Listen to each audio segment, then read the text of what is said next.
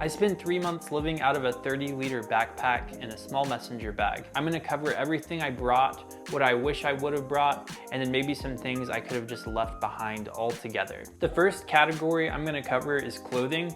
Clothing will by far take up the most amount of space in your bag when you're traveling. If you're trying to be more of a minimalist when you travel, it's important that your clothes are versatile. Also like to choose clothing that is odor resistant and stain resistant because you don't always know when you're gonna be able to wash your clothes again next. I brought with me 5 t-shirts, and you'll notice all of my clothes are rolled up nice and tight and compact so I can fit more in my bag. And then I also just brought 1 long sleeve travel shirt. As far as pants and shorts, I brought with me 1 pair of jeans, 1 pair of joggers, and then about 3 pairs of shorts. For shoes, I brought a pair of trail runners, a nicer pair of shoes just for going out, and then some flip-flops for like showers and beaches. As far as undergarments, I brought with me 5 pairs of travel briefs. And by travel, I just mean that they were odor resistant, stain resistant, made for being worn potentially without being washed for a few days. For socks, I brought with me 5 pairs of smart wool socks. When you're traveling, you're gonna be doing a ton of walking, and so it's nice to have clean socks. The smart wool versions aren't gonna get as stinky as fast, and so that's why I went with those. And my last main clothing item would be a rain jacket. I put it in this little pouch to keep it nice and tight and rolled up when it's in my bag. If I was doing the same trip now, here's what my revised clothing list would look like.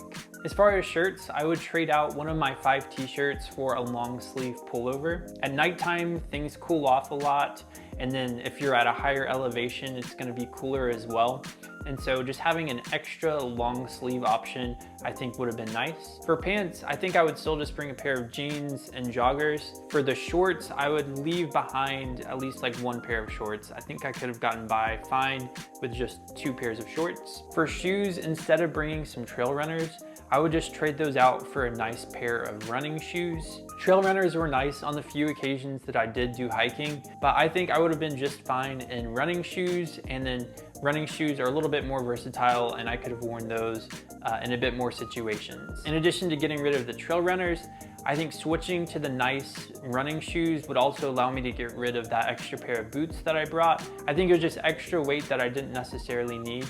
And you know, heaven forbid if something ever happens to your main pair of like running shoes, I don't think it would be that hard to find another pair while you're traveling. Instead of bringing flip-flops, I would switch those just to a nice pair of sandals. It's a little bit more secure and you could actually do some hiking in them, but you could still, you know, use them for showers and beaches and everything like that. As far as undergarments, socks, and the rain jacket, I think I would keep all of those the same. So 5 pairs of briefs, 5 pairs of socks, and then just the 1 rain jacket. The rain jacket was nice because I could layer that with my longer sleeve shirt, and then if I had a pullover, I could layer it with that as well. Now let's talk a little bit about toiletries. So this list is gonna look different for everybody. I'll just go over what I brought. One note about toiletries is you can avoid bringing things that will usually be provided. I don't think you really need to bring a big towel with you because most places you'll be able to find one of those. And then 2, shampoo and conditioner. I don't think I ever really had trouble finding those either.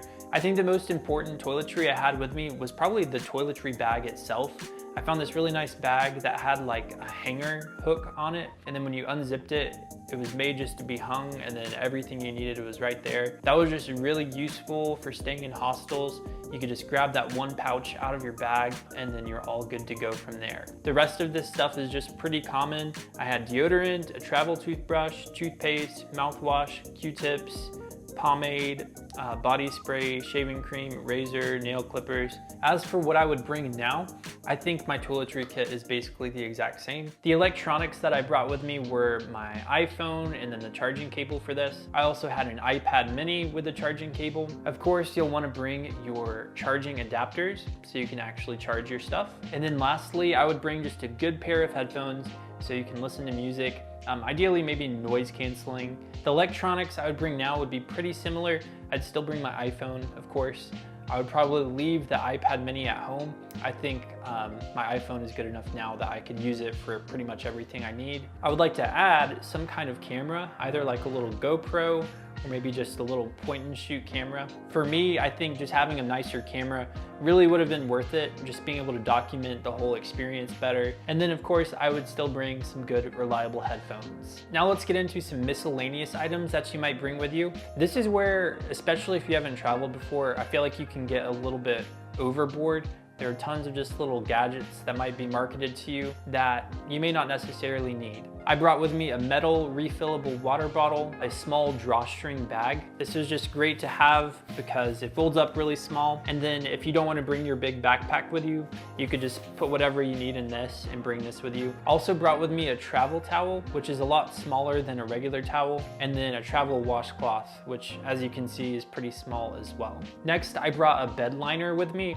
This is basically like a human-sized pillowcase. If you're not entirely sure that the bed you're sleeping in is sanitary, then you can just whip this thing out and sleep inside of it and not have to worry about it. Next, I had just a little money belt slash passport holder, and you can just like clip this around your waist, and it's nice and soft material, and so you could wear it under a shirt and it's not really that bothersome. When you don't have a ton of clothes, being able to do laundry is important, and so I brought a little bottle of concentrated detergent so I could just do laundry in a sink if I needed to.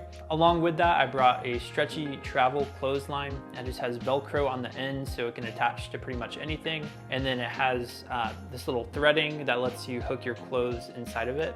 And so, yeah, useful to have if you plan on doing your own laundry. I brought a sleep mask and then also some earplugs.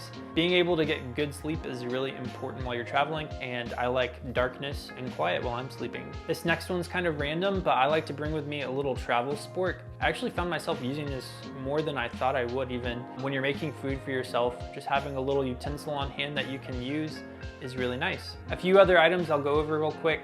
Some kind of multi-tool is useful to have. I had a compass with me just because I planned on doing some hiking, which I did. I had a couple of padlocks with me.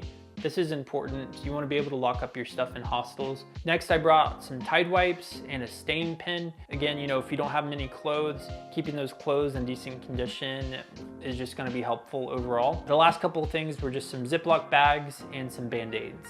So here are the things I would probably get rid of. I'd probably just ditch the travel towel, the travel washcloth, the little passport money belt, and then also the bed liner. Everything else, I think, served its purpose and found use for me one way or another. One thing I forgot to mention, I did have some Uno cards with me. This I found was just a good icebreaker to make some friends at hostels. So that's everything I brought with me.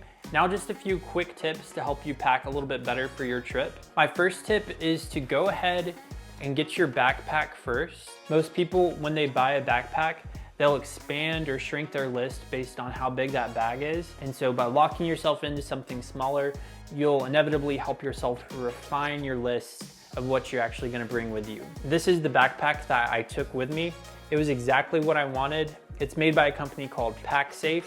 And so I'll put a link down in the description if you're interested in checking this out. So like I mentioned, I traveled with a 2-bag setup. I had my 30-liter backpack and then just a small messenger bag. If I did want to get rid of the messenger bag, which I think I might on my next trip, I would probably just get a 40-liter backpack and then make sure there are some good convenient pouches on the front that I can keep stuff in. Another packing tip is to only bring clothing that you absolutely love, because those will be the items that you gravitate towards while you're traveling. So just whatever the staples are for you, make sure you have those on hand. I recently made a video on tips for traveling solo, and so I'll put a link down in the description if you'd like to check that out. If you enjoyed this video, please give it a thumbs up and consider subscribing. But thank you all for watching, and I'll see you in the next video.